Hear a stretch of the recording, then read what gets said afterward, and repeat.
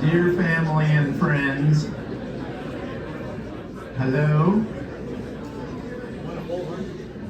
No, thank you. Hello and welcome. There are lots of chairs up front, so please come up and make yourselves comfortable.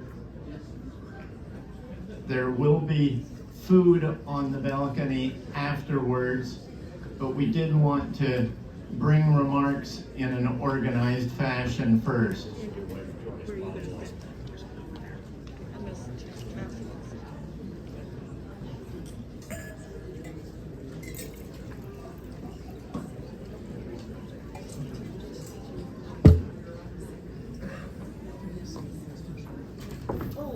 There are still lots of chairs up front for those who may feel the need or the preference for sitting.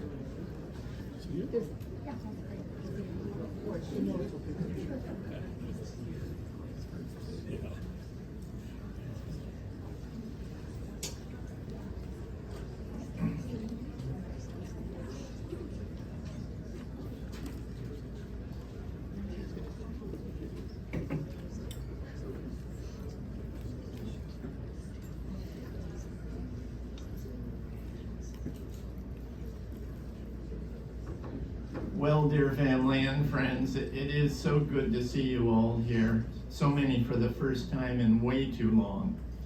It is another proof, my favorite old Russian saying, nothing is so bad that it is for no good.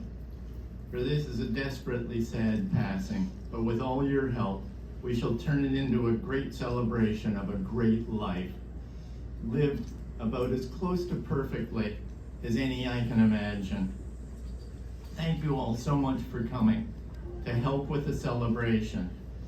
Many of you from distant places, from London, England, Salt Spring Island, Flagstaff, Arizona, Canmore, Alberta, Montreal, Ottawa, Smiths Falls, and cottages scattered across the beauty of this land. And in heat that we hope everybody will survive. I'm standing here hoping desperately that I don't pull a Mitch McConnell and just freeze. Your presence is the greatest tribute to the enormous respect that we all pay to this exceptional life. And what a lovely venue to hold it in. To make the patriarch, Brother John, feel as comfortable at age 90 as possible in his second home, Rosedale Golf Club, with such a resonance as this, albeit in an older building, now replaced, is where David and Kathy's wedding reception was in 1969. A resonance that is even greater for the five brothers of this book that David and Kathy so very wonderfully and graciously put together and gave to each of us. As it is just 4 doors down the street from the old family home at 21 Doncliffe Drive. Don't try to find it now, as it has succumbed to being a knockover, like our dear parents now in the ground. We are here to celebrate the great life of my dear brother David, with whom I spent so many happy times, and to whom I can attribute so many of the best influences on my life. I take sole credit for my rebellious streak and all of the worst influences. It is here on Rosedale Golf Club grounds that we had many of the happiest times in what we thought of as our 72-acre extended front yard, tobogganing, gathering chestnuts, conkers as they then became, and generally trying to save father embarrassment by our avoiding being chased off by the greenskeepers, if not on occasion by the fearsome general manager. Others more qualified than I will undoubtedly give more important insights into David's brilliant career. But let me share one little personal anecdote relating to an aspect of his career that many of you may have been unaware of. In addition to all of his very onerous senior responsibilities at Clarkson Gordon, He was responsible for what was then the outstanding collection of Canadiana prints, the second best historic collection in the country of historic ones, and the best of contemporary ones, democratically scattered through not just the public areas, but everybody's offices for about 30 or 40 years as such curator of the collection. Knowing my love of art and being more in control of my agenda than I was, he would regularly say, "Let's go buy some art," instead of having lunch. Those were the happiest of times. It is not a coincidence that 4 of our speakers this afternoon bear the same surname, Richardson. Nearly everybody will recognize that Andrew and Matthew are David and Kathy's 2 sons. Some, however, may not recognize that Ben and Sarah are 2 of their many cousins. But not just cousins, they are double cousins, as their mothers are sisters and their fathers are brothers. So genetically, they are really brothers and sisters, as they have only 4 grandparents, not the usual 8. Indeed, I have heard it said that Ben and Andrew were often mistaken for each other at Princeton, where all 3 young men rode after UCC. We begin with Matthew, who went on to get a PhD in ornithology prior to a Doctor of Veterinary Medicine, which he now practices in Toronto. Dr. Richardson. There he is.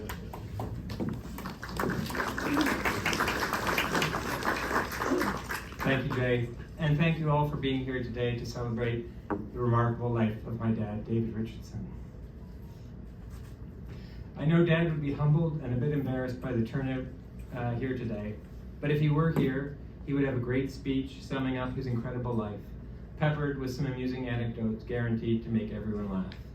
Of course, if he were still with us, none of us would be here, so that Herculean task falls on our shoulders. Although Dad has not been a member of the Rosedale Golf Club for the last 50 years, he grew up just around the corner, first on Doncliffe Drive, as Jay mentioned, and then on Riverview Drive, over there. Being the 4th of 5 boys, Dad had a number of great stories to tell about his youthful hijinks, and one of my favorite took place right here at the club.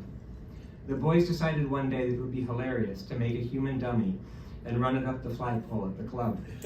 So they took some old clothes, stuffed them with newspaper, and fashioned a reasonable facsimile of an adult human. To add a convincing flourish, they grabbed one of their father's hats to go on the dummy's head.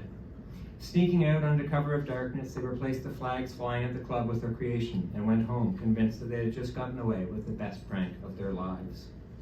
Unfortunately, the words George, Granger, Richardson were sewn into the hatband. And it didn't take the club staff very long to figure out what had happened.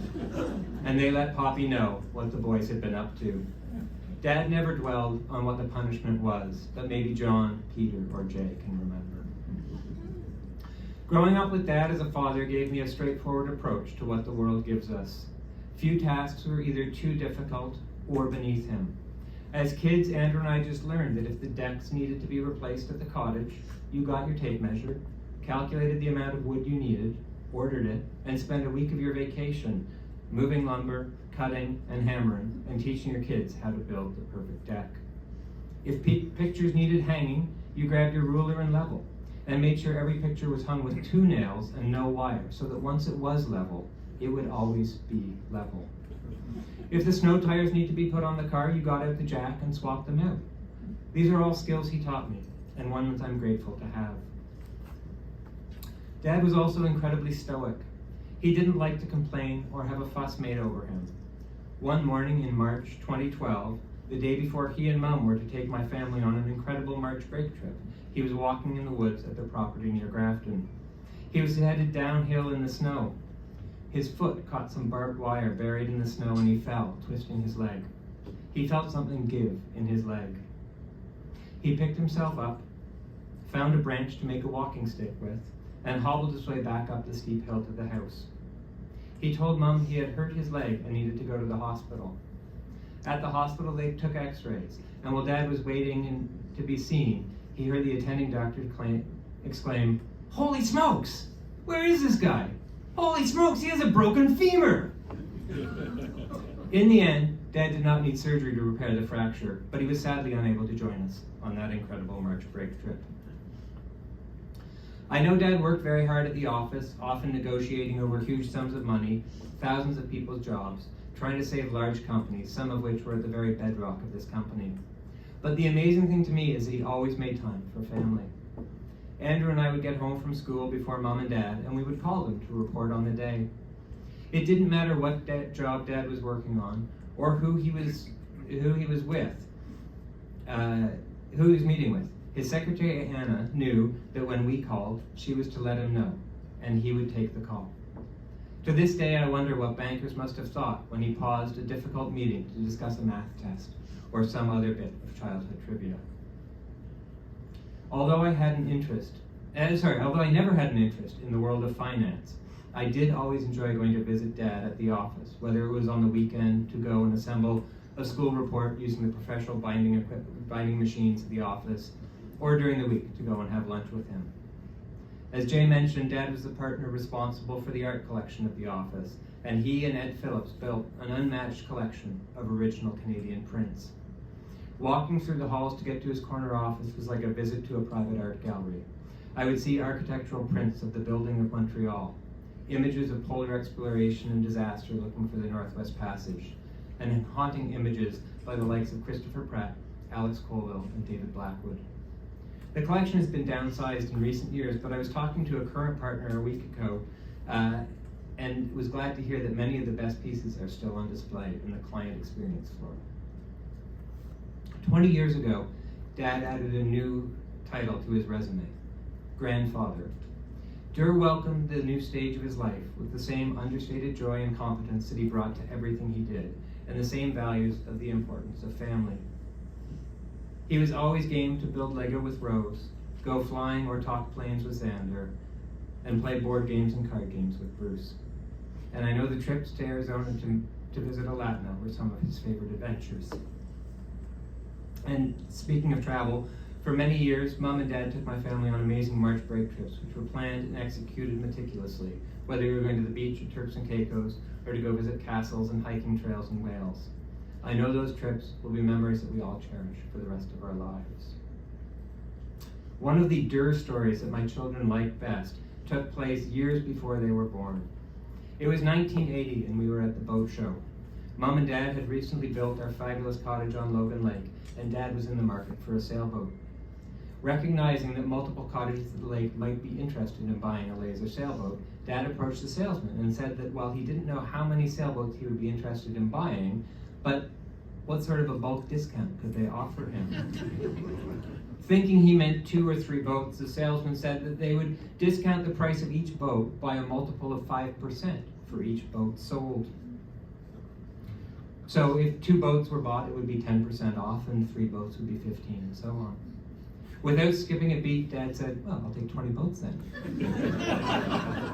The salesman was a bit slow on the uptake and said, I thought you didn't know how many boats you wanted. That was when Dad pointed out that that discount scheme, 20 boats would mean that they were all free. Now, one thing about Dad that we have always known, but has been reinforced with the messages we've received from people who sat across the negotiating table from Dad, was that although he was a very tough negotiator, he was also very fair. So he didn't end up ordering 20 boats, and we did have to pay for them. But he did get a good enough deal that 6 or 7 other families also got lasers at the same time, many of which are still plying the waters of Logan Lake 43 years later. Dad was very humble and low-key about everything he did. As a result, we are only just now beginning to get a sense of how many people he helped in ways both large and small. Thank you for all of you who sent messages of support and reflection over the last 6 weeks. Dad's passing has left a huge void in our lives. And these messages have helped us fill the void with the positive impact he had on so many.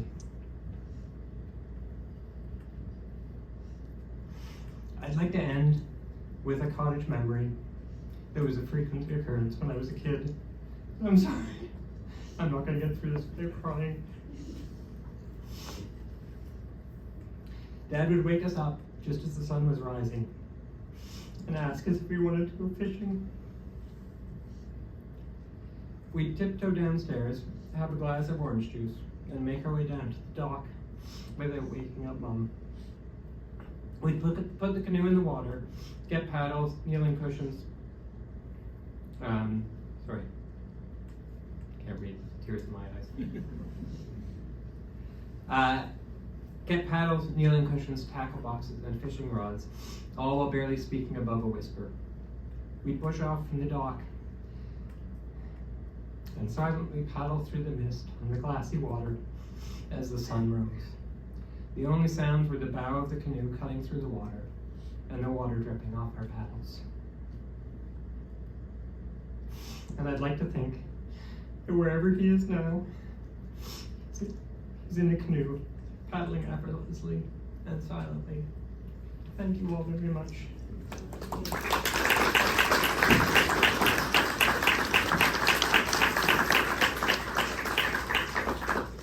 Thank you so much, Matthew.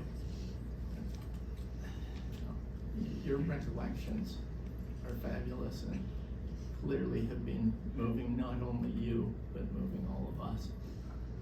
But one of your anecdotes has given me a great segue. The effigy going up the flagpole, which I had completely forgotten about, owed its individuality and its effectiveness to the brother who is not here today, Douglas. Because of his artistic skills, he was able to put a face on it par excellence. And it just became so outstanding. The other Dr. Richardson, my son Jacob, is in England, where he has been practicing for 12 years, and from where he sends his condolences and regrets for not being here, as does our daughter Sigita from Spain. Thankfully, Jacob is slated to return to Canada early next year, and we will have one additional in our complement of doctors in Ontario. And now to Bob Long. What can I say about one who has been described so aptly as the 6th Richardson brother? A nearly lifelong friend of Durr, just their entire adult university and working and 2 brief retirement lives. Bob was perhaps the only real rival to David's cleverness, inherent ability, determination, patience, and diligence. I've known Bob and Teddy, his beautiful wife, who can probably take a considerable share of the credit for their great period together and their deep friendship, almost as long as David had, since David introduced me over the card tables at Victoria College. A typically gracious and generous thing for David to do, as he was then a graduating upperclassman and I was a newbie freshman. But just typical of David and his graciousness. I have never known Bob to have other than a smile on his face and a quip on his tongue. His career was as brilliant as David's, both earning honors in the CA final exams, being managers together, and then partners of Clarkson Gordon, now Ernst & Young together. Dealing brilliantly with the most important financial collapse of the time, the Seaway Crown Trust Grey Mac affair in 1983 together. Successfully defending multi-gajillion-dollar litigation nuisance suits brought as a result of that affair. Restructuring Magna together.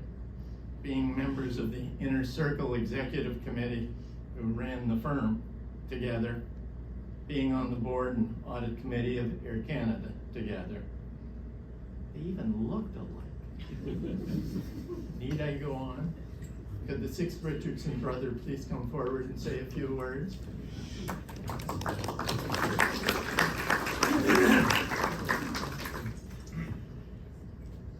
Well, as Jay has said, this is a pretty great venue for this session. I was introduced to this club by David.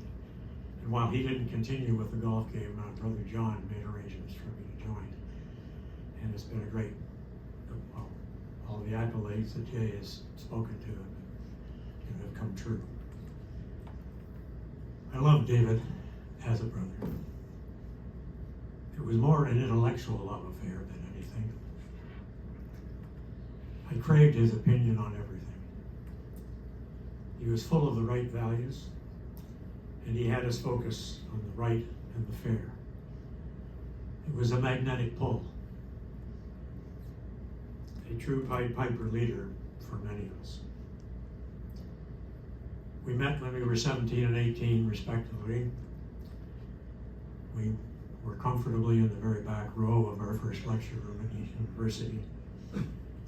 I should say that there are 3 others of our compadres here today who were also in that row: Craig Judson, Bob Mitchell, and George Meadows.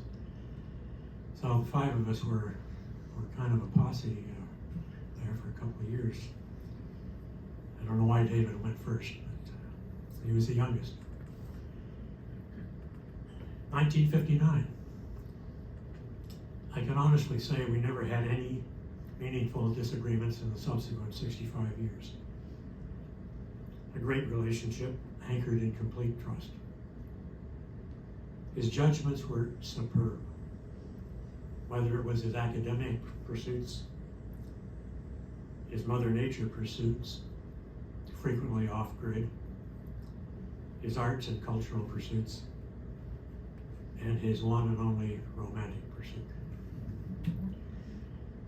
Early on, we learned in business a very strong principle that served us well throughout, that you needed to seek the second opinion for anything that mattered. It protected the firm, it protected the client, and it protected each of us.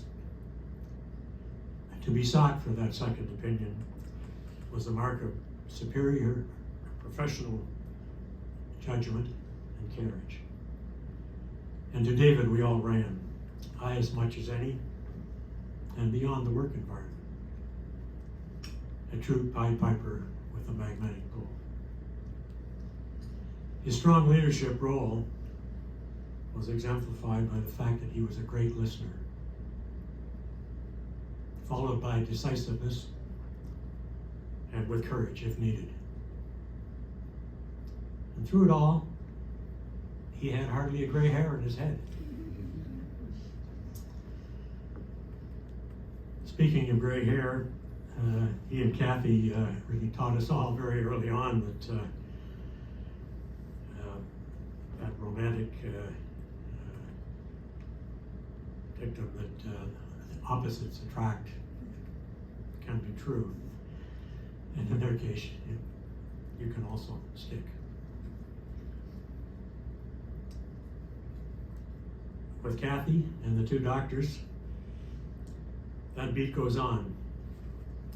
Without exception, they are fully groomed in the right values and for the right reasons.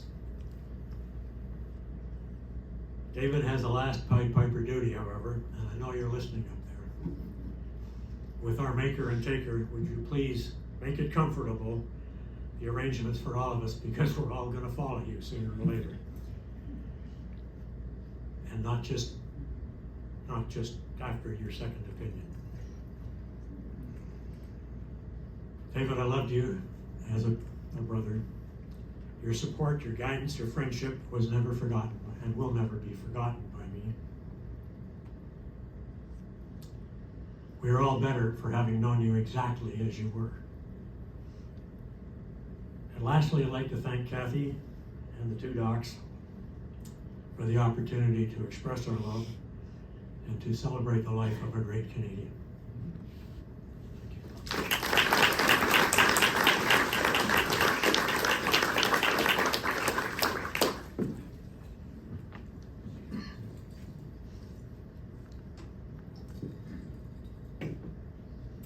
Thank you so much, Bob.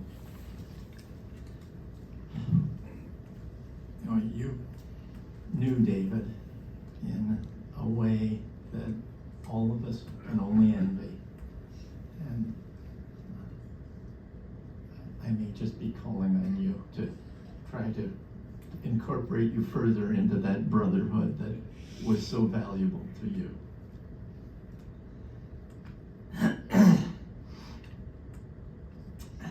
Sarah Richardson, Douglas and Susan, Kathy's sister, who is here this afternoon, I should say, second child after Ben. Everybody here will know my niece Sarah as producer, presenter, and star of countless television, home renovation, and interior design series of the ilk of Design Inc. and author of related bestsellers. Married to Alex Younger, driver of a variety of exotic old cars, including a 1934 Bentley Town Car, with whom they have 2 daughters. My wife had the rare pleasure, when she was teaching in Johor Bahru, Malaysia, but really suburban Singapore, just across the causeway, being welcomed lukewarmly by her new colleagues who were already at the school that she was then moving to, until she identified that Sarah the superstar was her niece, at which point one visibly and instantly changed into fawning over her. The deal was sealed for her undying friendship and loyalty when she was presented with a Christmas present of one of the above bestsellers autographed by the author. If you ever Google Sarah Richardson Design Inc. anecdotes, first on the hit list you'll be taken to its Design Inc. sizzle reel. Watch some hilarious highlights from the multiple seasons of Design Inc. But here's when you find someone who is so famous that they no longer need promotion. The next screen says, video unavailable. This video is private. Ladies and gentlemen, Ms. Design Inc. and woman of influence, Sarah Richardson.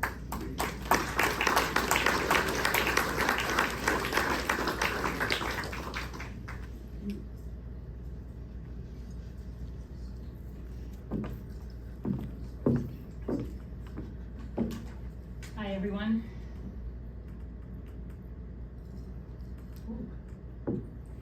The kind of public speaking I've never done before, so bear with me. David Richardson was known to each of you in some capacity for the many facets of his dynamic world as a family member, friend, colleague, mentor, neighbor, professional acquaintance, or adventure travel companion. To a small group, he was the irreplaceable Durr, and to elite membership of 20, he was Uncle David. I'm a proud part of that small group of kids who grew up knowing Uncle David. Thanks to 2 sisters, marrying 2 brothers, and having 4 kids in 3 years, as you've already heard, while living 100 meters apart from one another, I hold the enviable privilege of having David as my double uncle with Ben. I know that David impacted each and every one of you in different ways, and I've spent a considerable amount of time reflecting on who Uncle David was to me. In short, I've come to the conclusion that he was the ultimate lifestyle guru and influencer. When I say influencer, I'm not talking about the social media kind that we think of today. When I think of Uncle David, and I realize how much he's influenced my lifestyle and the choices I make, my impression throughout my life has always been that Uncle David knows how to do it right. When I think about Uncle David, one of the top words that comes to mind is authentic in everything he did.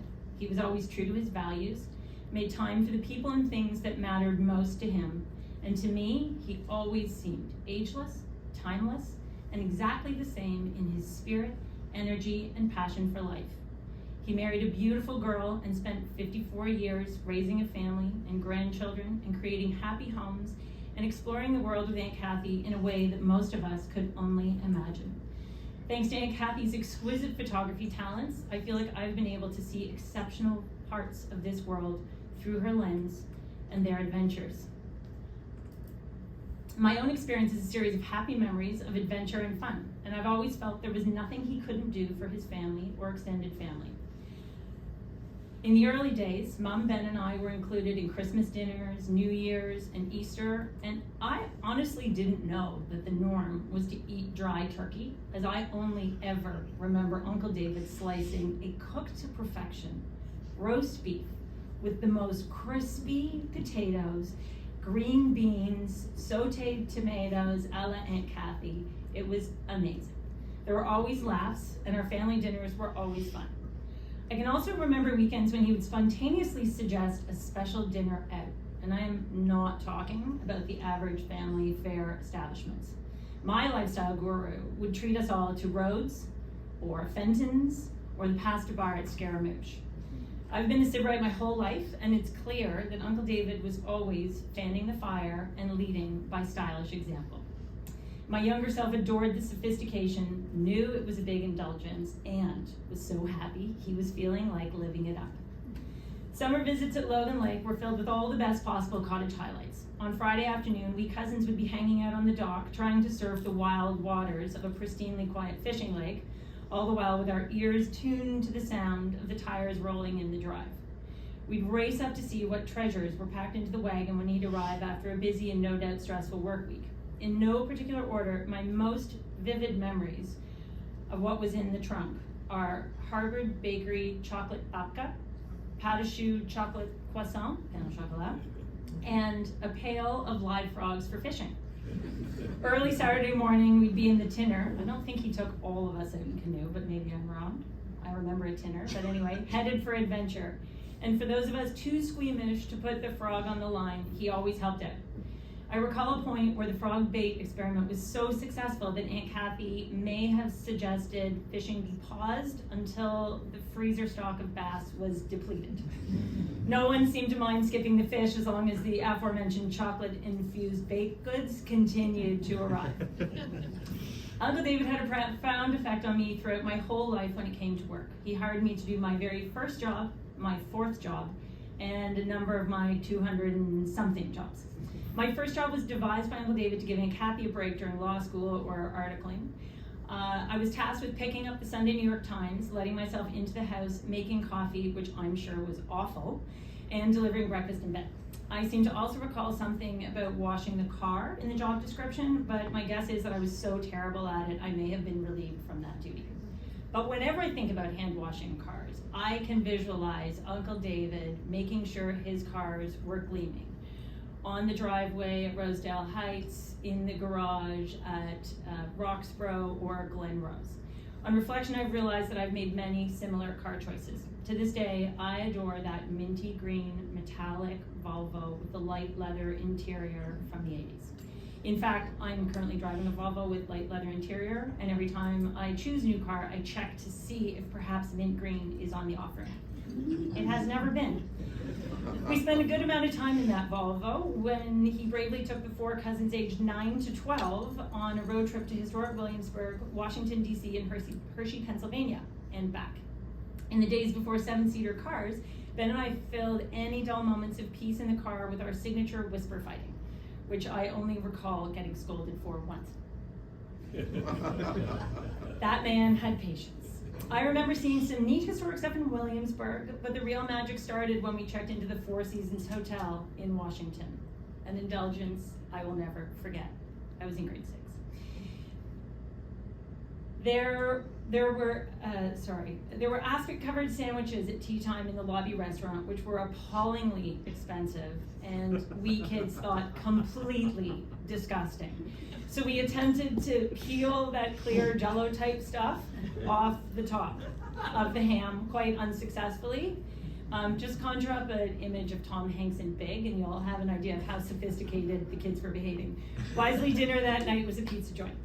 But the highlight for me of this cultural tour of Williamsburg and Washington was not the monuments. It was visiting the Ralph Lauren store and blowing my savings on a $14 pair of fancy Argyle socks. It was the peak of the prepping movement, and I was in heaven. And I also don't recall Uncle David complaining about this detour. All this to say that despite having his own family, he always found time for me and Ben and always made us feel special. He quietly showed me and Ben that he was always available and there for us at every stage of our life. Every time I think about walking through the door to any of Aunt Kathy and Uncle David's homes, I vividly hear him saying, "Hello, Sarah," and stretching out his arms, ready for an enthusiastic hug and a kiss. What a gift to always be the recipient of such supportive energy. After my short-lived barista and Times delivery role, I was elevated to the real world of downtown. While I was trying to juggle university and expenses, Uncle David made a place for me at Ernst & Young to have a job over the holidays and school breaks. It made a huge difference to me as a student, and walking the halls as Uncle David's niece felt like an extraordinary privilege, which was shared by another cousin of ours, Jane Moore. Uncle David's reputation for unparalleled excellence has been an inspiration to many of us. Immediately when the beautiful black and white image of Uncle David paddling a canoe taken by Andrew in the early 90s was shared, I said to Aunt Kathy, looking like the Ralph Lauren model he always was. And she immediately replied, well, those glasses were Ralph Lauren. I said, of course they were. I always loved visiting Aunt Kathy and Uncle David at home as a little kid. If any of you watched our most recent HGTV series, I created a bathroom that was a tribute to the emerald green bathroom on Rosedale Heights Drive circa early 80s. Aunt Kathy, I don't know what kind of soap you were using some 40 years ago, but all I remember is that bathroom smelled so good and looked so chic. I can even remember Uncle David telling funny stories about the renovation adventures on Rosedale Heights in those early days. No matter how much he was juggling, stories were always told with a sense of humor and that contagious laugh. Uncle David understood the nuances of style. He believed in quality and beauty and always appreciated and valued both. I've spent a large part of my career trying to make the best use of limited resources while working to be approachable and accessible on TV, so it's not always luxury. Once at a family party, I was wearing a necklace with a collection of charms on it, which someone complimented. And I immediately started downplaying it, saying how inexpensive it was and how I got it on sale. Uncle David said to me in the kindest way possible, my dear Sarah, all you ever need to say is, thank you. Leave them guessing on the rest. I'm still working on this piece of advice, but I'm wearing this skirt today as that very advice rang through my head the first time I wore it on a trip to France last year. After I forged a career in design, Aunt Kathy and Uncle David bravely invited me in and trusted me to make their personal style come to life in not one but 4 homes. When it came to the world of renovating and home building, it seemed there was no task beneath Uncle David, as Matthew has already said. He was both curious and invested in everything and every aspect of the renovation. And you have never seen a heating manifold of copper pipes for in-floor heating like the ones in Uncle David's homes. It was a destination not to be missed on any home tour and a particular source of pride. Am I right? Towards the end of building the farm in Grafton, I provided a quote from our drapery manufacturer on the install cost for the window coverings throughout. I remember Uncle David being appalled at the labor charge to install. He instantly broke it down into the number of windows and the time he thought it would actually take, and quickly deduced that said job paid about $500 an hour based on the quote. So he hired himself, and it became a supply-only job.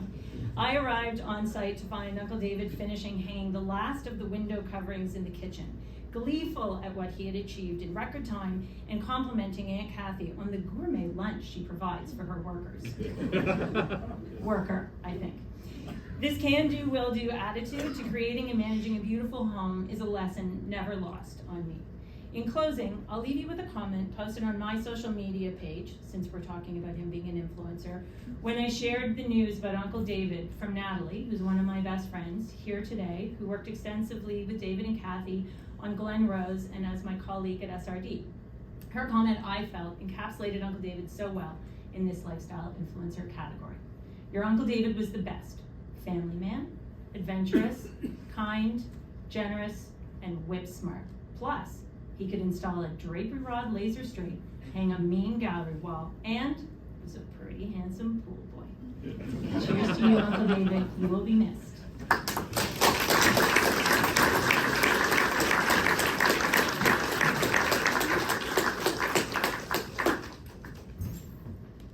Thank you so much, Sarah, for so many wonderful memories, and particularly for reminding me of his great sense of humor and the fact that at the family dinner table, it was always David that we were entertained by. He was a great man with a great sense of humor. Brian Westlake is the one speaker here today whose origin and glue with David I do not sufficiently know. I know him as a colleague on trips to Zurich for a particular insolvency engagement, and emeritus retired partner of Blake Castles, where in fact Kathy was a senior associate and one of the very few similarly successful people who ever turned down their offer to become a partner and grab the golden ring, but probably give up too much of your life in doing so. He is a former president of the Rotary Club of Toronto, trustee of Trinity College Schools, member of the board of Sotheby's Canada, or if I'm wrong in saying member of the board, at least lawyer to Sotheby's, arguably a better position. and with David, a member of the board of Longford Township, where both cotaged on Logan Lake. I know him as a denizen of the rooms, or at least Sotheby's, where I would regularly run into him. May we please have some recollections from Brian Westlake.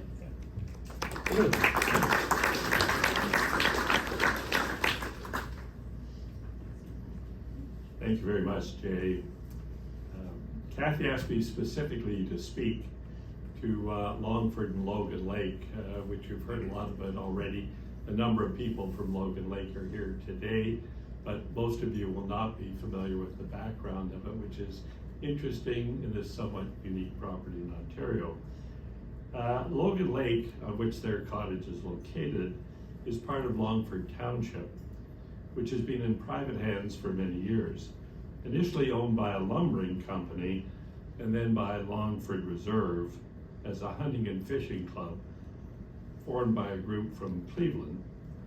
Logan Lake was unoccupied until 1959, when a group from Toronto worked out a lease arrangement with the Longford team, giving Logan Lakers exclusive access to Logan Lake and surrounding land.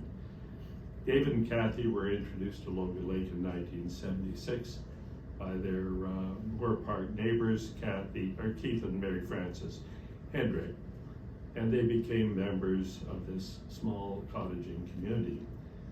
When the lease from Longford came up for renewal, it was proposed that the Logan Lake Group join Longford, and the merger was accomplished in 1984. David was part of the negotiating team. We've heard a lot about his negotiating skills, and helped to bring the two groups together. And this is where David's skills really came to the forefront, much to the benefit of our Logan Lakers. His acumen was evident in the negotiations, and Longford and Logan Lake members have benefited from the outcome for more than 40 years. Longford has successfully preserved one of the most unique properties in Ontario. To put it in context, Longford Reserve owns about 44,000 acres of forest and small lakes, with only about 30 cottages in the entire township. We don't get many unannounced visitors on Logan Lake, as the nearest town is 40 kilometers away, and we have a locked gate on our bumpy road. David acted as a director of Longford from the time of the merger and as treasurer for many years.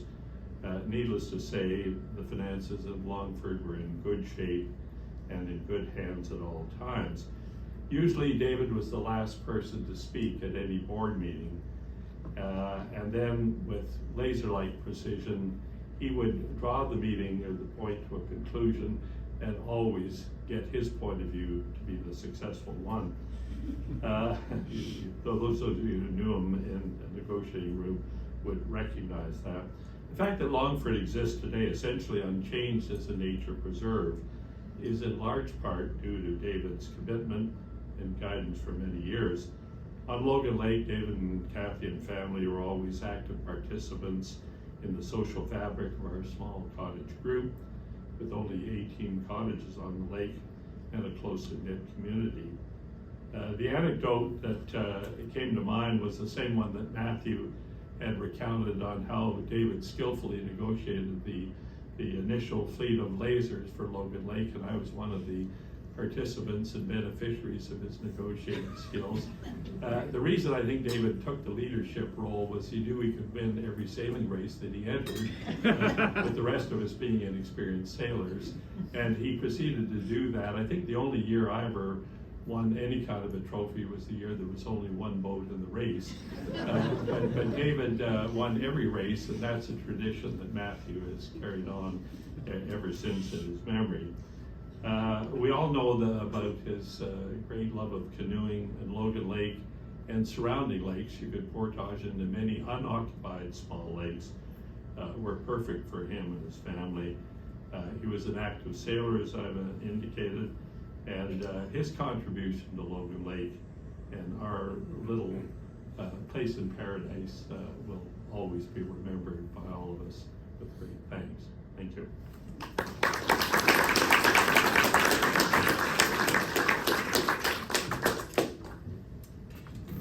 Thank you very much, Brian.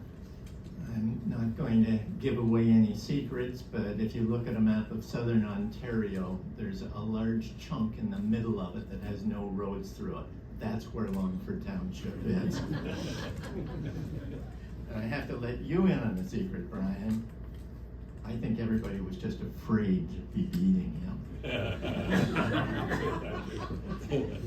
We are now honored to have a musical interlude provided by David and Kathy's friend Martin Joseph.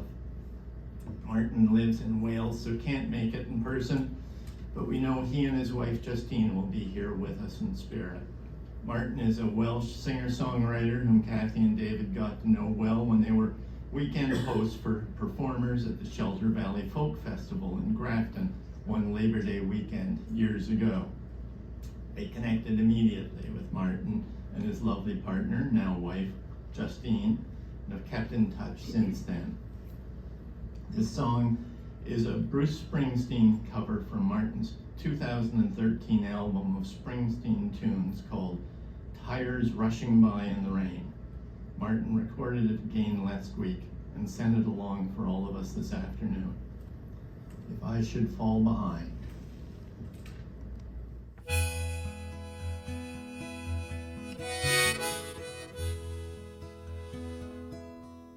We said we'd walk together, darling, come what may.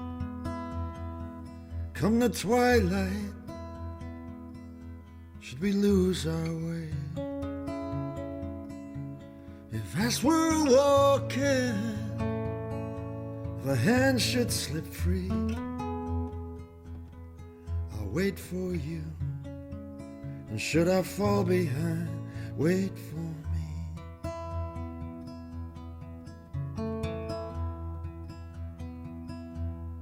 We said we'd travel, darling, side by side, and help each other to stay in stride.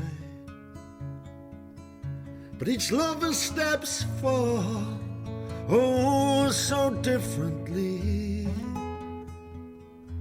And I'll wait for you, and should I fall behind, wait for me.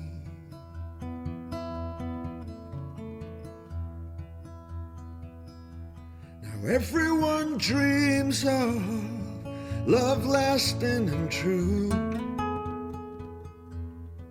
but you and I know what this world can do. Let's make our steps clear, so that the other may see. And I'll wait for you, and should I fall behind, wait for me.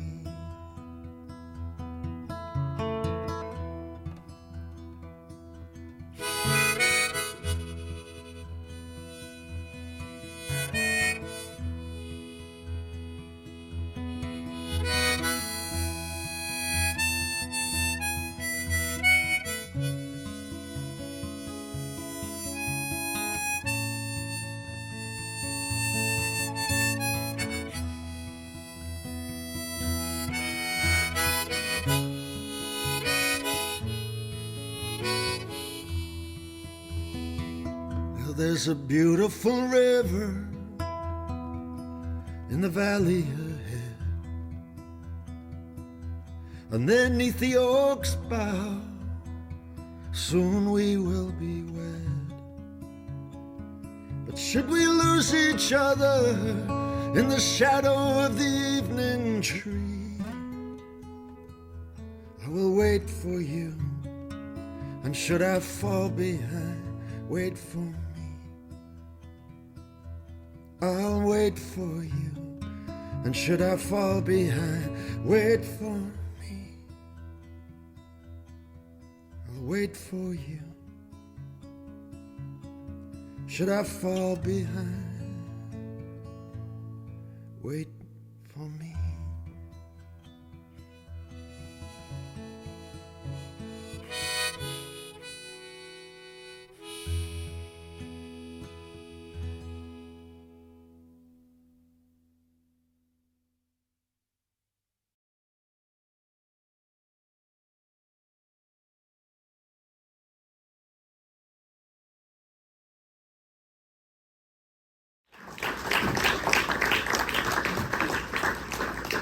Thank you, Martin and Justine.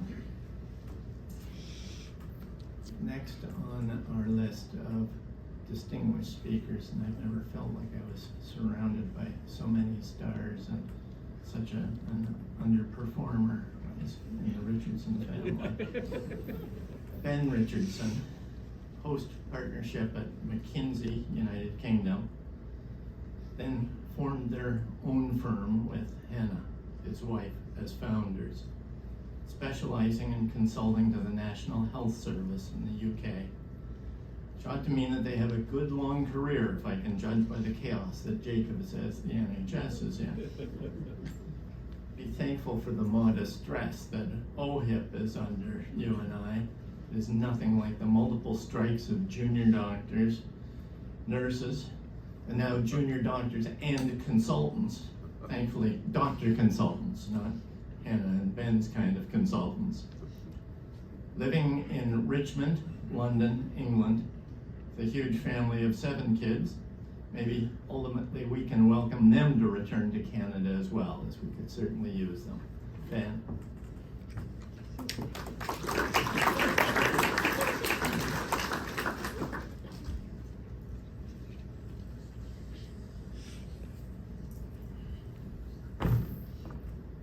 Thank you, Uncle Jay. Just to correct the record, as far as I know, it's 5. Better to always exaggerate. Uncle David was a constant presence in my life from birth into becoming an adult, living just a short run around the corner, and then a little bit further away, just quickly down the road. I've got so many memories with Aunt Kathy and Uncle David and Matthew and Andrew and Sarah growing up. And what I'll remember about Uncle David is his warm smile, the twinkle in his eye, his wicked sense of humor, his sometimes serious nature, but always hardworking and always generous. I just want to share a few different memories in those themes. My earliest memories had to do with the fun. I remember what seemed like the world's largest garden, 167th, went on forever, off the edge of the earth, and he was always out mowing the lawns and tending to the gardens. He wouldn't stop to, he would always stop to set sprinklers out for us when it was hot, and we'd run through that, even if it was mucking up his fresh lawn. I remember setting fireworks off. I think the only ones we were allowed to light were the schoolhouse, which was non-explosive, but still fun. He had the world's largest electric train set, which seemed to occupy the entirety of the basement. It was always changing in configuration like some sort of amoeba. And he also had a workbench, which, unlike the one in our basement, which was never used, he seemed to actually know his way around and use it frequently to fix things. Including, I think, my memory's slightly hazy on this, but I saw Steve Bolger. I haven't said hi to him. I have an early memory of running through the Bolger screen door, and I'm led to believe that Uncle David might have got his tools out to help fix that. In our adolescent years, I remember the dinners that Sarah talked about, and I remember especially Logan Lake, and we had fantastic times there. I think that the soundtrack of the early 1980s is seared into my consciousness, along with multiple games of cribbage and bridge, Trivial Pursuit, fishing. Sarah told my frog story already.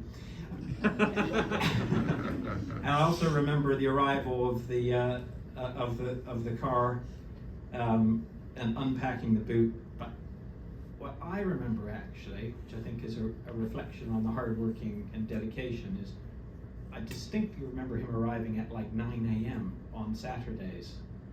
Maybe not always, but sometimes, because he'd had something that he'd had to do, and he got up first thing in the morning, stocked up, and driven up so that we had said croissants and newspapers and fresh strawberries.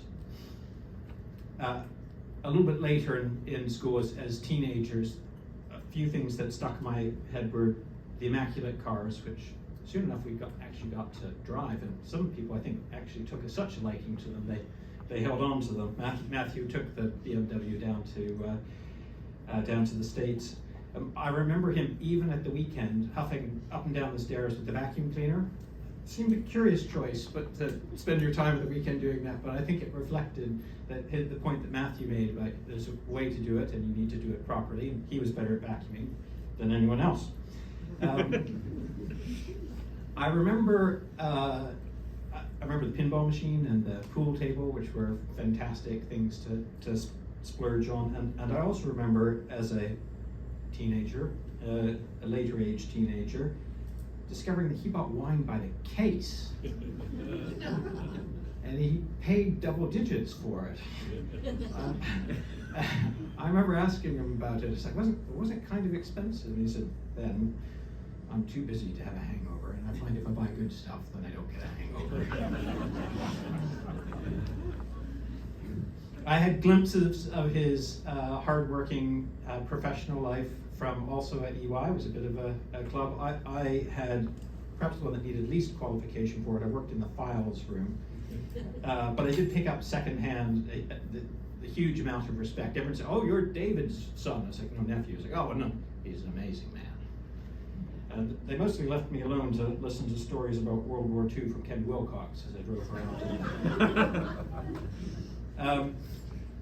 I had more first-hand exposure to what he was like in the fabled negotiating skills in two instances that involved personal exposure to insolvency. Not my insolvency, unfortunately, the employers I mistakenly chosen. College pro painters, I think most people are probably pretty familiar with. I wasn't, I think, the most talented painter. and there was, some of my work stopped. I wasn't quite sure why, and then it eventually came out there was some concern about paint drippings on an awning, which I didn't remember at the time, but nonetheless. They were refusing to pay me anything, despite having worked for 6 weeks, and this is what I'd been planning to use to save for university. And Uncle David swung into action and said, that's ridiculous. That is a professional liability, it's not a personal liability. Let me speak to them. We had a showdown at the McDonald's at, I think, Yonge and Eglinton, which ended with, I can't remember what he said, but he said, let me make one thing perfectly clear. I can't remember what the one thing you made perfectly clear, but I remember that.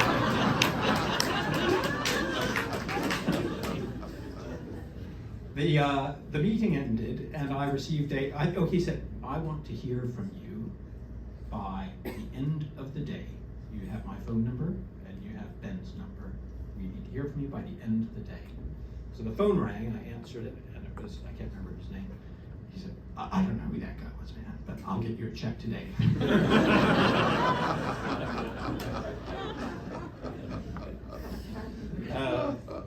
Like others, I remember the adventuring Uncle David that included exploring Logan and the township with trips to Burley Falls and exploring the sailboats and the canoes. One bit I think that reflects slightly maverick adventure style is that water skiing wasn't permitted on Logan Lake, no, strictly prohibited. Surfboarding, however, with a tow rope behind a tin can, well, slightly.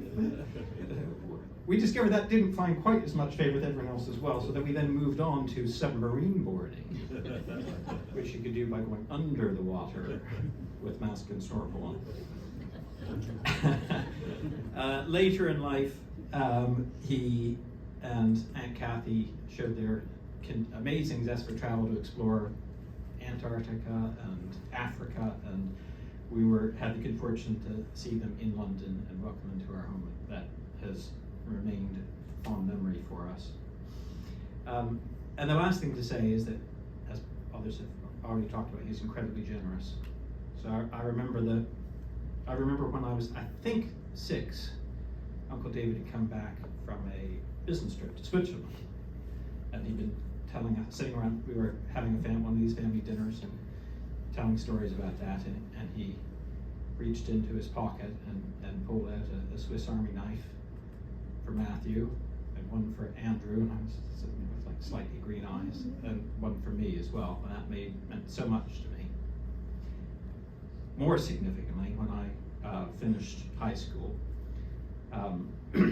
Andrew had already gone ahead to Princeton, and I had applied and been fortunate enough to be accepted, but I wasn't sure how I was going to pay for it. And Uncle David and Aunt Kathy said, "We want to make it possible for you to go." And that changed my life.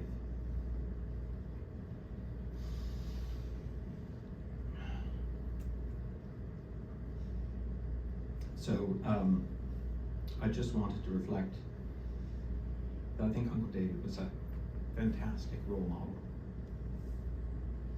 And so interesting to hear so many other people say that the same way, and to say the same characteristics of fun and funny and witty, hardworking, successful, and adventurer and generous.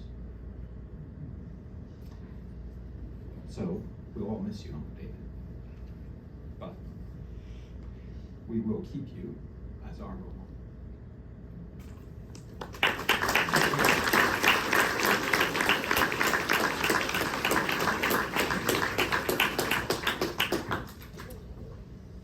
Thank you very much, Ben, for those wonderful, heartfelt reflections, and apologies for the gross error I made in number of children. Just goes to show that I don't see enough of you, and I hope that we may change that by luring you somehow to come back to Canada. In a moment, we'll have a few words from Calin Rovinescu. I do not know Calin from personal experience, not having met him before today, but I do know, as most of you will, as a brilliantly successful investment banker, working with Durr and Air Canada's CCAA restructuring proceedings, and subsequently the even more brilliant CEO of Air Canada, stopping the revolving door of repeated trips by Air Canada back to the insolvency courts. I can imagine that as CEO and chair, Calin and David were an incredible tag team, bouncing off and enhancing each other's brilliance, slightly different experience base, ultimately resulting in Air Canada's becoming an investment-grade operation and North America's #1 airline. Indeed, North America's favorite 11 years in a row, an incredible achievement begun during this incredible tag team's tenure. Mr. Air Canada, Calin Rovinescu, please.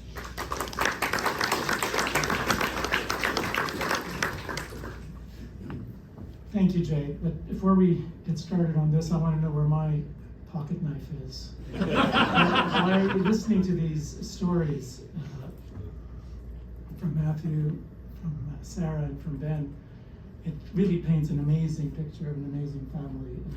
Jay, you're the master of ceremonies here, but I want one of those pen knives. Too old to go to Princeton, but I'll take a pen knife for the time being. Kathy, thank you very much for allowing me several minutes today of celebration. It's not me. It is indeed an immense honor that I get a chance to share some impressions and anecdotes from David's other family, Air Canada. So I'm deeply honored, and I thank the members of the Richardson family for this. I think several from the Air Canada family are here. Mike Russo, my successor, and our CFO during that key decade with David, is here, and several of David's board colleagues are here. And I know that other friends, such as Vaughn Sorensen, who was David's successor as chair at Air Canada, and Robert Milton, my predecessor, could not be here. They're both in the UK, but they mourn his loss, have shared that with me, and of course the fragility of all of our lives. I purposely used the word family, and this is without having heard all of the fantastic Richardson anecdotes thus far, but I purposely used the word family to describe David's impact at Air Canada, as he showed us that businesses can indeed become family. And successful businesses can build family-like cultures. David and I, as you heard from Jay, worked together for what was arguably the most exciting and heady period of transformation at Air Canada. A tumultuous time where we went from near disaster to global champion status. Our transformation impacted many lives. Employees, labor unions, pensioners, customers, shareholders, suppliers, governments. Things were never straightforward or easy in the boardroom over those years, as new curveballs were constantly thrown our way, often from very unpredictable corners of the universe. Lots of battles, lots of risk, and lots of change. And we could not have asked for a more courageous, supportive, enterprising, and above all, highly ethical chairman to stand tall alongside our leadership team for that amazing journey. He took personal pride in our evolution and in our successes. He beamed with pride one year when each of Mike and I were recognized with awards declaring that he had hired the CEO and CFO of the year in Canada. Well, let me tell you, we felt that we had the board chair of the year, if not the decade, with us in our corner. He was skilled at business and strategy from his many years as CEO of E&Y's Restructuring and Workout Group, and willingly and freely shared and mentored so many during those tough times. He energetically believed and conveyed that great financial results can be achieved without ever compromising our moral compass, our ethics, or our environment. Now, despite his gentlemanly demeanor, as we heard from that wonderful McDonald's story, which frankly, I could actually see it, especially, let me be perfectly clear, and I have heard those words myself. Despite his gentlemanly demeanor, respectful approach and boyish grin, I would say, David could be tough as nails. The very definition of an iron fist in a velvet glove. He never shied away from any tough situation or a difficult conversation with anyone, as would be attested by several former members of the board of Air Canada. And you would never want to be on the opposite side of a David Richardson inquisition, as his many years of forensic work would quickly come to the fore. Whenever we faced something that would appear in its face daunting, from a labor disruption that could shut us down, to the loss of a key maintenance provider that could shut us down, to raising $1 billion in a few weeks or face insolvency, David's demeanor was always the same: calm, cool, supportive, and eternally positive. After a lengthy discussion, I'd ask if he was okay with this huge risk that I was proposing we would go in this particular direction, tough as it may be, and he would look at me with a little smile and say, sure. Shrug his shoulders, sure. And that little sure with a toothy smile would make things appear bloody easy and give me the necessary confidence to proceed. A positive outlook always, the glass perpetually being much more than half full. While David was certainly hard driving and wanted us all to succeed, it was never only about business and profits. He was a great mentor and coach, not only on our business transformation, but especially on how to meaningfully lead our lives, to make sure we remembered what was truly important. He imbued in us with his unique personal brand, that mix of curiosity, playfulness, and above all, as we've heard in spades thus far, family. At breaks and board meetings, you always get a break where you, after sitting there for 3 hours, you get a break and everyone runs for bathrooms or their cell phones. At breaks in board meetings, he would energetically share with us his various adventure travel experiences with Kathy from around the world, from Africa to Patagonia to Alaska. His love of nature and his love of family coming out loud and clear and defined the very essence of his being. He would proudly showcase Kathy's magnificent photography and describe in meticulous detail the lengths to which they had gone to capture a particular shot of a soaring eagle, a silhouetted polar bear, or a breaching humpback whale. If I expressed an interest in a particular photo or venue, no sooner would I arrive home following a board meeting that I would find an email from David in my inbox. Calin, the best time to visit Alaska is mid-June, but they fill up quickly, so you should book now. Or, we took wildlife photography course from XYZ Expeditions, and I can introduce you to Bob, who has become a good friend. Or, you will see more polar bears in Churchill, northern Manitoba, than Alaska, but you want to go in a small group, no more than 8. Or with a disclaimer, you and Lee, my son, you and Lee would enjoy this Antarctic vessel, but it may be a bit rustic for Elaine. Once things at Air Canada were stable enough for us to plan longer-term strategy sessions with the board, instead of simply defaulting to a standard all day at the glorious Montreal Airport Hilton or the Toronto Pearson Sheraton, without windows and with plenty of stale sandwiches, overripe fruit, and undrinkable coffee. David challenged us to open our minds, our horizons, and together explore remote sanctuaries within Canada, within the wonders of Canada. Places like the historic Fogo Island, or in the remotest corner of Newfoundland, or Sonora Island on the rugged west coast of British Columbia. David reminded us that we were, after all, an airline that marketed experiences, and we needed to get to know these places, especially within our own country. Moreover, we needed to get to know the spouses and partners of the other board members and key executives who were dedicating their lives to our complicated transformation. What we were building together was more than just a business. It required a full family commitment, and we needed to get to know each other. These were great moments for all board members, spouses, and the executives who attended, stimulating and interesting from a personal perspective, but also exposing us to the challenges in these more remote but uniquely Canadian locales.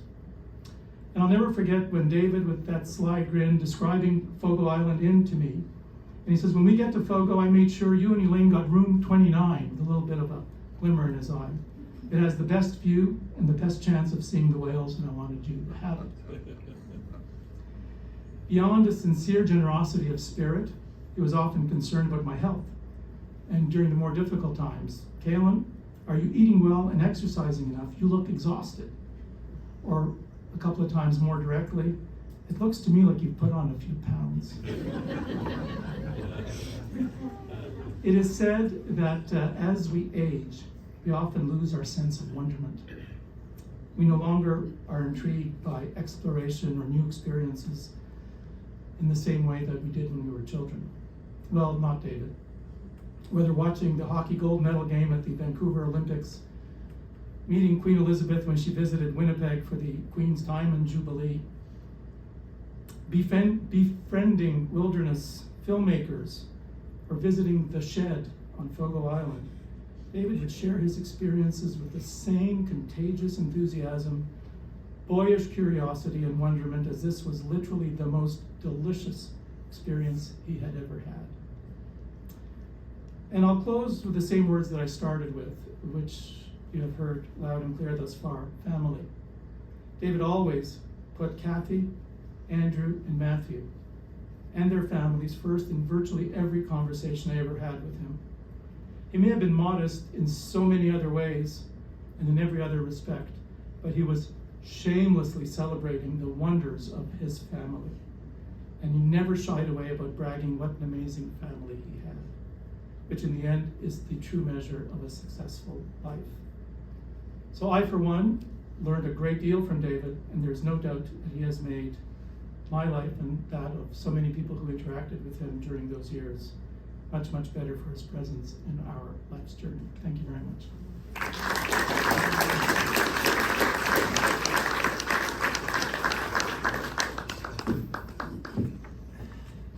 Thank you very much. Absolutely fabulous, Calin. And those wonderful reflections with their stress on family. Now, if I could only persuade Air Canada of my family relationship and my personal travels, not to be dreamed of. Andrew, David's older son. together with his wife Mariah and their daughter Alatna, live in the most beautiful part of northern Arizona, where Andrew is a distinguished professor following a number of years of professing at Harvard in the field of forestry. Clearly, the years of haunting the lakes and forests with dirt opened up a brilliant career for Andrew. We should all wish him well, as forests are arguably one of the most critical issues facing the world these days. I promise not to preach further as one whose too brief career with pollution probe goes back over 50 years. Andrew, are you going to tell us how walks in the woods with your dad may have determined your career? Please come forward.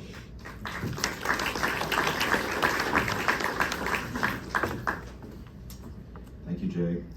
And as others before me have said, what an amazing group of people we have here today. And I feel that it's a great honor to go last, though. And anyway, the way I want to start was friends, Richardson's countrymen. Thank you all for joining us today. Mom, Matthew, and I truly appreciate it. My father, David Ian Richardson, who we also know as Dad, our Dur, is obviously remembered by many people for many different reasons. I'm going to speak from my own perspective today, remembering our times together through my own selective lens of history. There's certainly much more I could be saying about this incredible man, grandfather and father, husband and brother, in-law and rarely outlaw, colleague and adversary, mentor and sage advisor to many, occasional prankster and co-conspirator, equal parts Robert Redford, Chuck Yeager, and Clint Eastwood. The golf club's going to kick us out if I go on past 5 p.m., so I'll try to be done with my remarks in the next 60 minutes. It's already gone on way longer than I thought, and I'm sure that, like me, many of you are looking forward to a little glass of something. One thing that will always stick with me about Dad was his remarkable ability with numbers. And last week, Mark Hendrick, who's here today, our former neighbor from Rosedale Heights Drive, sent an email recalling a time when he was in university and he and his friends were stumped by a homework problem in accounting. They knocked next door and asked Dad for help, and Dad amazed Mark by solving the problem in just 5 minutes. Dad similarly stunned many checkout clerks by adding up the prices on a basket full of stuff, including the tax, and having the change ready to the penny before the clerk had even totaled the sale at the register. He also did the same thing at restaurants. Now, Dad and I went to a lot of baseball games together in the late 80s and early 90s. When the Jays were consistently near the top of the league, the lineup included great players like Tony Fernandez, George Bell, Dave Stieb, Jimmy Key, and Tom Henke. One day, Dad nonchalantly announced in the 7th inning something like, "That's Dave Stieb's 102nd pitch. 63 have been for strikes." Amazed, I said something like, "How do you know that? Did they post that on the scoreboard?" "No," he replied, sounding almost like Dustin Hoffman in Rain Man. "I've just been counting pitches." With those skills, Dad undoubtedly could have made a killing playing poker or blackjack on the pro circuit. But instead, his preferred game was cribbage, which we all played regularly with him up to his final weeks. And it was so sad when he finally lost his lightning-fast ability to analyze his hand, choose the best cards for the crib, and count up the 15s. At least around the house, Dad kept work and family separate. And I remember when I was at Whitney Public School in the 1st or 2nd grade, and the teacher asked the kids in the class what their dads did for work. I am pretty sure they didn't ask about what the mums did. That was still the 70s. When it came my turn, though, I burst into tears. I realized I had absolutely no idea what Dad did for work. He walked to the bus stop in the morning in his tailored gray suit, black leather loafers, leather briefcase, and if rain was in the forecast, a slim black umbrella. And he came home the same way every evening. and what he did in between, I had no idea. At that age, it never occurred to me to ask. But I do wonder. And so if anyone knows what Dad during the day, let's talk later. Mom, Matt, and I have recently talked about how little we really knew about his work, unless it was front page news in the Globe and Mail, which occasionally it was. This summer, we came across a note Dad had received from the journalist Laura Reed, who co-wrote a book called Public Money, Private Greed, about the Greymack, Seaway, and Crown Trust affair in the early 1980s. She wrote, "Dear Mr. Richardson, no, this is not a paperweight for you to heave at the next bothersome reporter who bumbles into your meeting room. This is, of course, a whetstone used for sharpening knives. I thought it might come in handy the next time you decide to make mincemeat of a reporter." We laughed reading that. It was hardly the man we knew as a father and husband. We've received in recent weeks some email messages and written cards from quite a few of Dad's colleagues and even competitors. And all have expressed universal admiration and respect for Dad's integrity, honesty, and fairness. He kept cool in almost any situation. Unfortunately, a trait I don't share. But I think those traits contributed to his reputation as a masterful negotiator. As a teenager, I got some sense of those skills. There were summer evenings, many summer evenings, when the two of us went down to Exhibition Stadium to see the Jays, though often we didn't have tickets. And especially if the game had started, we knew we'd be able to get a good deal from the scalpers who still had unsold passes. Even when dealing with the scalpers, which I think he hated, Dad treated the negotiation with steely conviction and usually managed to get the price down below face value. In 1976, our Rosedale Heights neighbors, the Hendricks, invited us to their cottage on Logan Lake for a late summer weekend. We went canoeing, swimming, and fishing, and nobody minded the primitive plumbing or lack of electricity and television. By this point, Mom and Dad were finding Stony Lake a bit too busy, and just like that, by the next summer, our own cottage at Logan Lake was being built on a rocky outcrop on the shore just around the corner from the Hendricks. So we were neighbors both in the city and at the lake. The cottage was designed by the architect Jamie Wright, whose kids had been at preschool and kindergarten with me and Matthew. The place was beautiful, with expansive glass windows overlooking the bay, but it was built economically, with plywood floors, unplaned pine boards for paneling, and a board and batten exterior. It was uninsulated, and we could only use it during the summer and fall months. But many mice took up full-time residence in its generous nooks and crannies. Porcupines made dens in the low crawl space beneath the kitchen, and one enormous black water snake moved into the guest cabin for a weekend in the early 1980s when Bruce Ryder was visiting. Bruce is here. Mom, Matt, and I spent weeks there at a time during the summer, and as Ben and Sarah recall, Dad would come up on the weekends with fresh groceries, newspapers, and the mail, which we're always looking forward to, but which was never very interesting, the mail that is. We spent the last 2 weeks of August there as a family, and Dad enjoyed the opportunity to get truly away from work.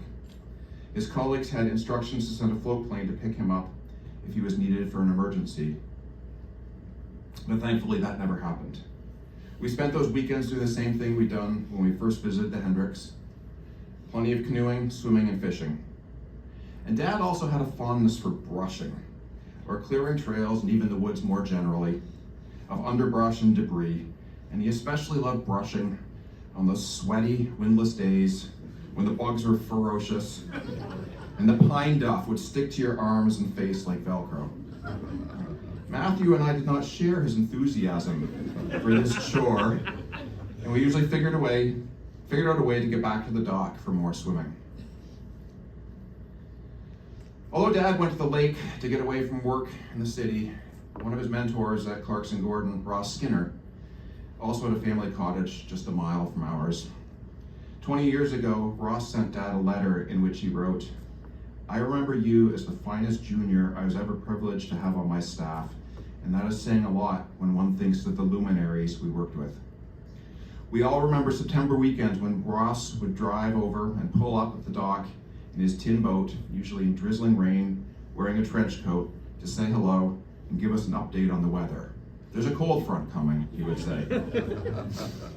And Jack Biddell, another of Dad's mentors, was an annual visitor for many years. And there's numerous pictures in our family album of Jack and Dad brandishing their razor-sharp filleting knives behind a picnic table full of large and smallmouth bass they had caught that day. Visitors to the cottage, who also included a number of Dad's junior work colleagues, will remember the remarkable fishing, Mom's great cooking, and crackly AM radio Blue Jays broadcasts out of Bob Cajun, called by Tom Cheek and Jerry Howarth, which we listened to almost every night. In the 1990s, though, we all got a bit more adventurous. Matt and I explored Papua New Guinea, Nepal, Pakistan, and China. Dad and Mom discovered the vast Canadian and Alaskan wilderness north of 60 degrees latitude, and ultimately dragged us up there for family trips. Matt and I joined Mom and Dad in the Northwest Territories for 2 weeks in the late 1990s. We paddled down the Thelon River, and in 2015, we had a family trip to the Udacock River in the far western Brooks Range of Arctic Alaska. Dad was 74 that year.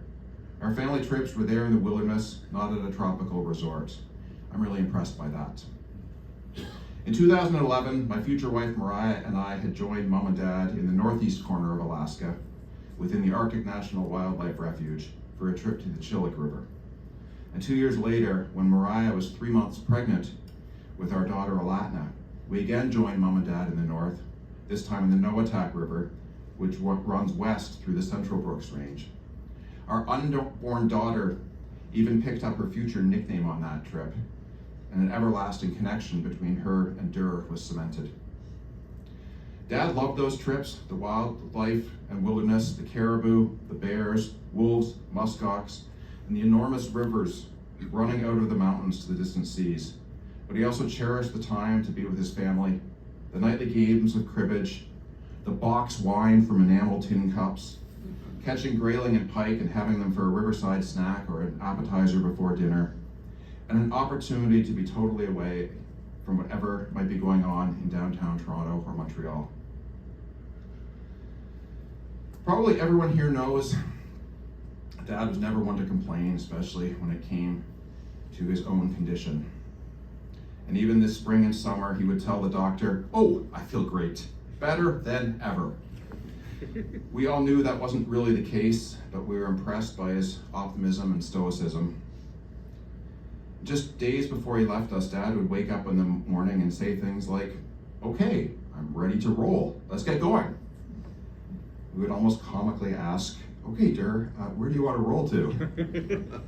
And it was difficult for Mom, Matt, and me to balance Dad's optimism with the inevitable fact that very soon he would no longer be with us. But I also think what a remarkable sign of strength to approach every day in life that way, and we're also proud of him for that. Dad didn't want a funeral, he wanted a celebration, and I wish he could have been here with us, could have heard all the wonderful things people have said about him, could be here to listen to the conversations that will go on at the reception afterwards. But he's not. Mom put together a short slideshow of many of the highlights in Dad's life, which we will now play. And I hope the pictures bring back happy memories for many of you here. And thank you for coming to celebrate this great man.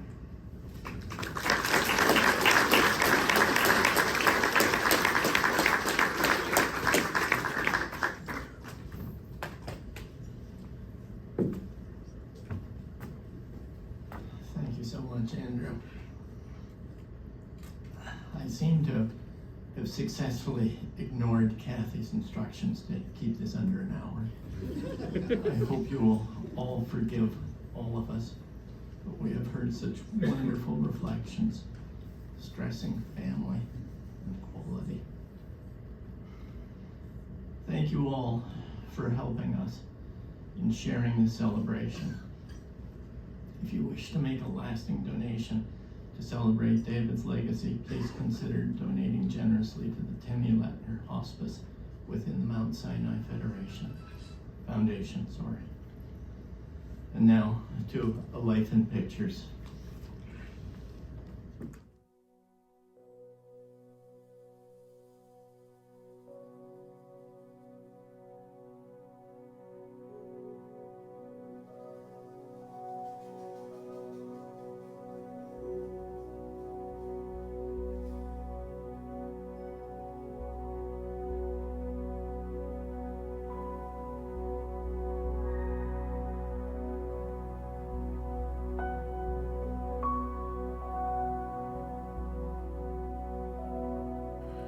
Maybe I'm bound to wander from one place to the next. Heaven knows why.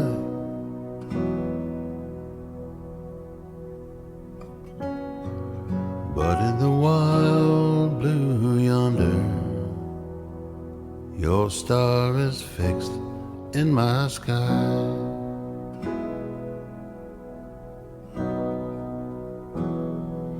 Just another bar at a crossroads, so far from home, but that's alright.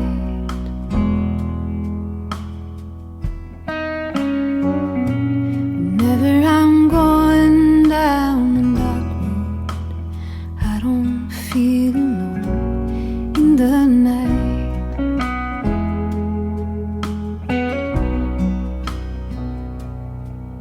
There's a place in my heart,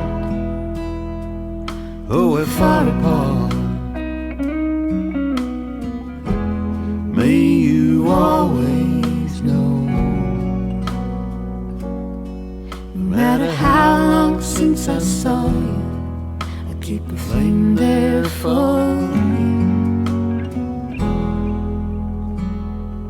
Wherever I go,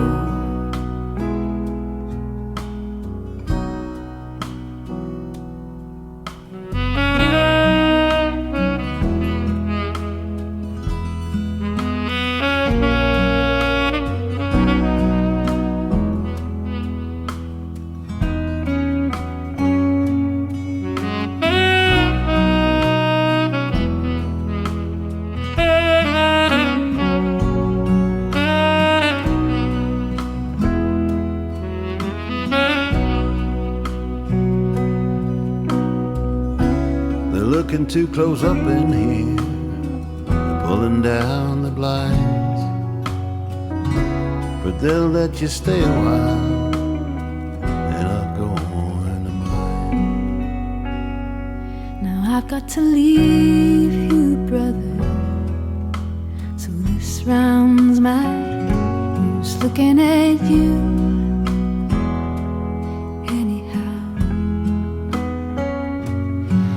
Go on and have another, they won't call time. I'm gonna say my goodbyes now. There's a place in my heart, oh, we're far apart. May you always know, no matter how long since I saw you, I'll keep a flame there for you. Wherever I go,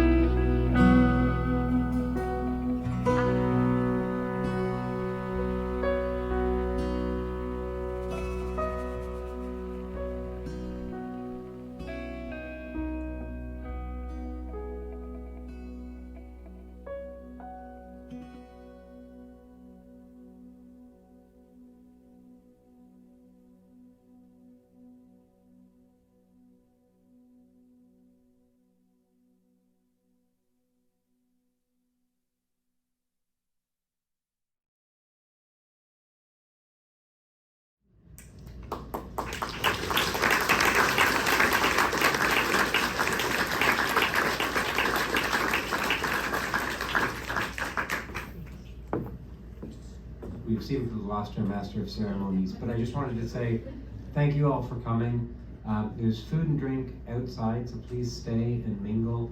And there's a guest book back by the table of orchids by the door to the patio.